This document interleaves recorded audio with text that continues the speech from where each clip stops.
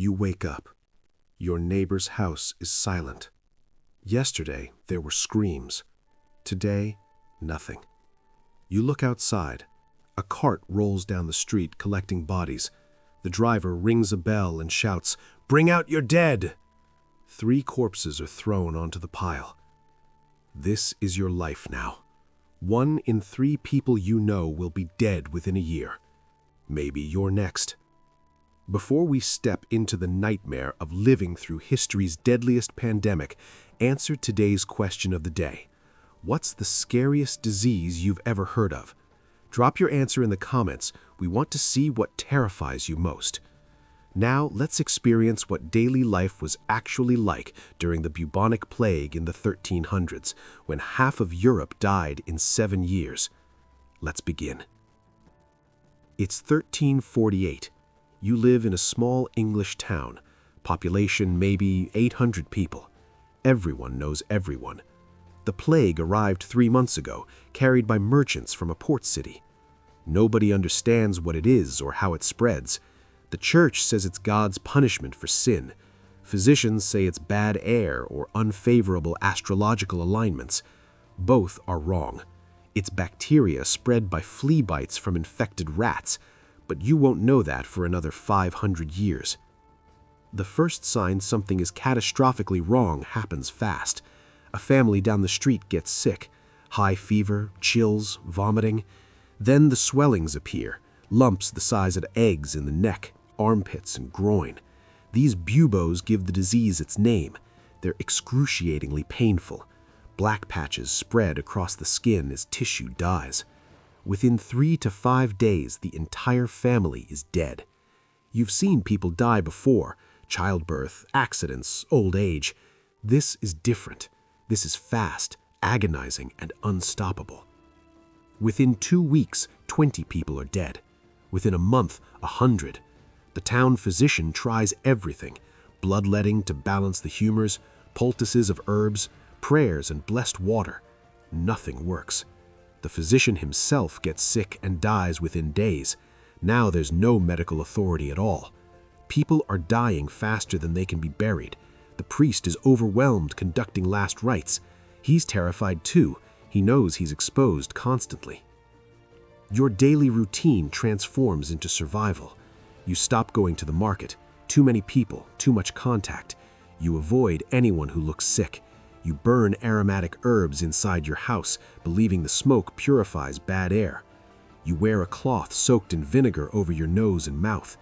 None of this actually helps, but desperation drives superstition. You pray constantly. If this is divine punishment, maybe devotion will save you. Food becomes scarce. Farmers are dying.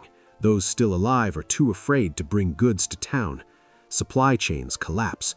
The bakery closes. The baker and his family are dead. The blacksmith fled to the countryside. Shops are abandoned. You're eating whatever stored grain you have, rationing carefully because you don't know when more will arrive. Starvation becomes a real possibility even if plague doesn't kill you. The social fabric disintegrates. Normal rules stop applying. Bodies pile up faster than gravediggers can bury them.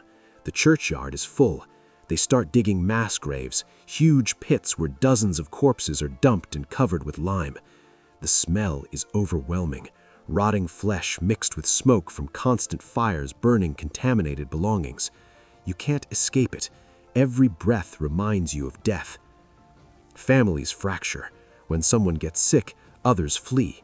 Husbands abandon wives, parents abandon children. The instinct for self-preservation overrides love and duty. You watch a man leave his feverish daughter alone in their house and run.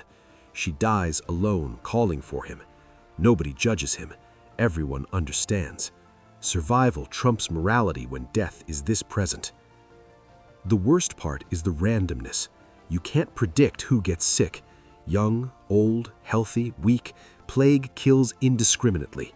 Your friend who was laughing yesterday is dead today.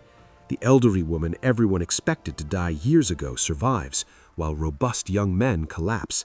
There's no logic, no pattern, just arbitrary death that could take you at any moment. Some people respond with hedonism.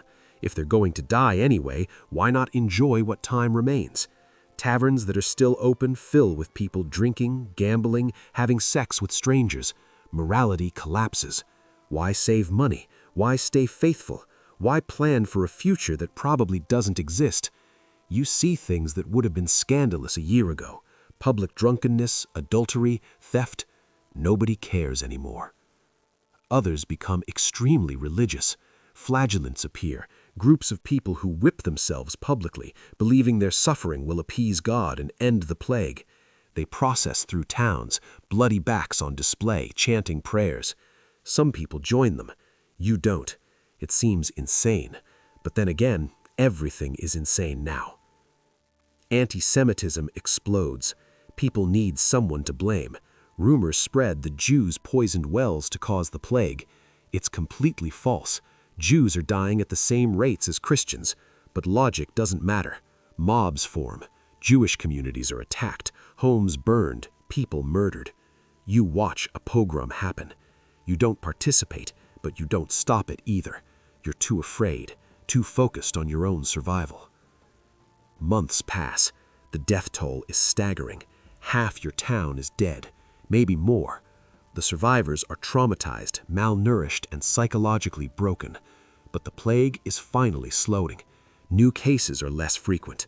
Bodies are still being buried, but not 50 a day, just a few. You start to believe you might survive. When it finally ends, your town is unrecognizable. 300 people remain out of 800. Entire families are gone. Businesses are closed. Houses stand empty. The social hierarchy has collapsed.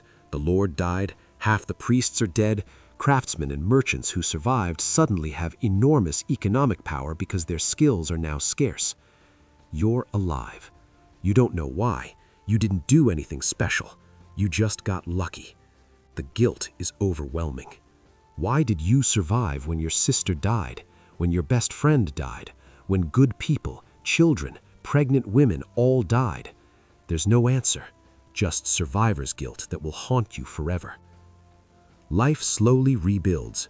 Survivors marry quickly to repopulate. Wages rise dramatically because labor is scarce. If you're a skilled worker, you can demand twice what you earned before. Lords who once controlled everything now have to negotiate with peasants because there aren't enough workers. The plague accidentally creates social mobility and economic opportunity that didn't exist before. But the psychological scars never heal. You've seen too much death. You've lost too many people. The world feels fragile now, temporary. You know that everything can collapse in months, that security is an illusion, that death doesn't care about plans or dreams or love. This knowledge changes you permanently.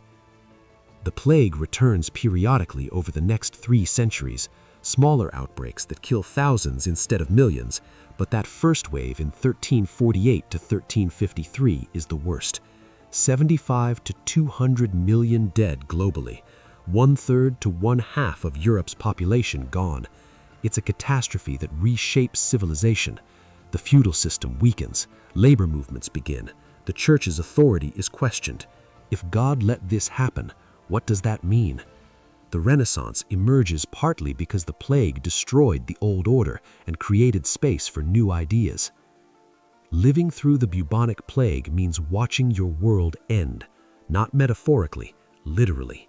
The society you knew, the people you loved, the future you imagined, all dead, and you survived to witness the aftermath, to rebuild from ashes, to carry the trauma forever.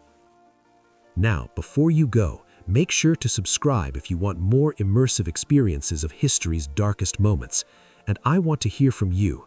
After experiencing this fictional account of plague life, do you think you would have had the mental strength to survive the constant death and fear?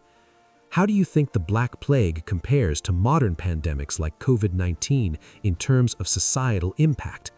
And would the social breakdown, abandoned families, mob violence, moral collapse happen the same way today, or has society evolved? Drop your thoughts in the comments below. And if this made you appreciate modern medicine and public health, share it with someone who thinks historical pandemics weren't that bad. Because they were.